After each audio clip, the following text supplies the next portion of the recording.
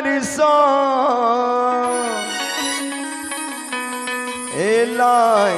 भगवान गे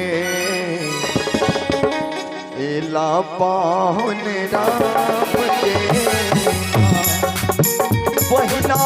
बद नगर सो एलाय भगवान गे एला पाहुन राम गे एला पाहुन राम गे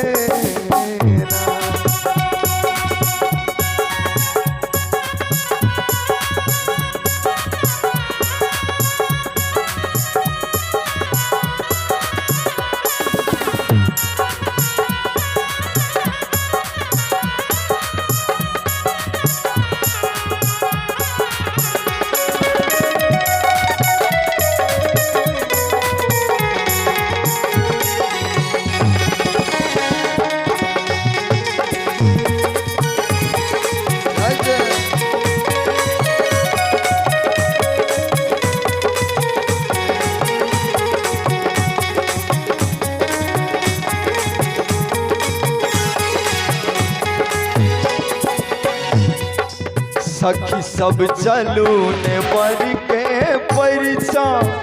दुल्हा के गाल रही सांस का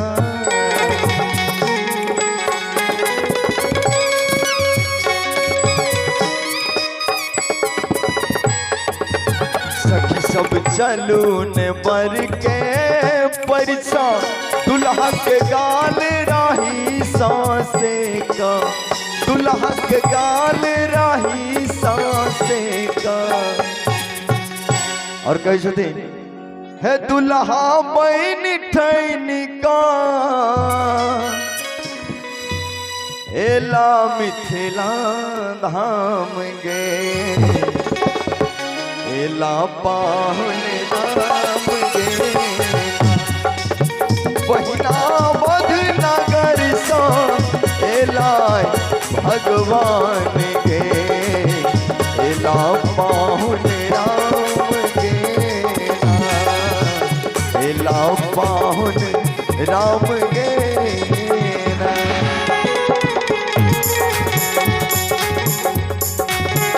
क्या बात है भैया।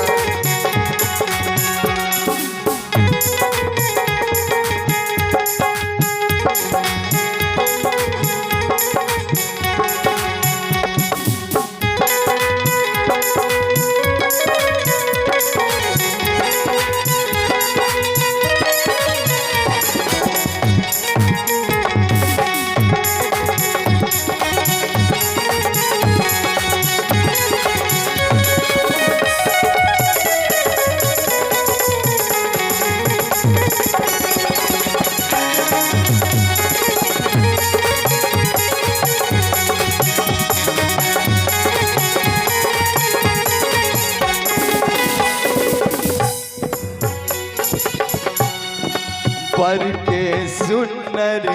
रूप सुहावन हुनकर मुस्की छन मन भावन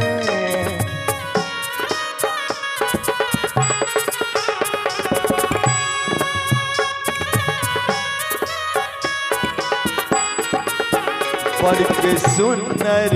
रूप सुहावन हुनकर मुस्की छन मन भावन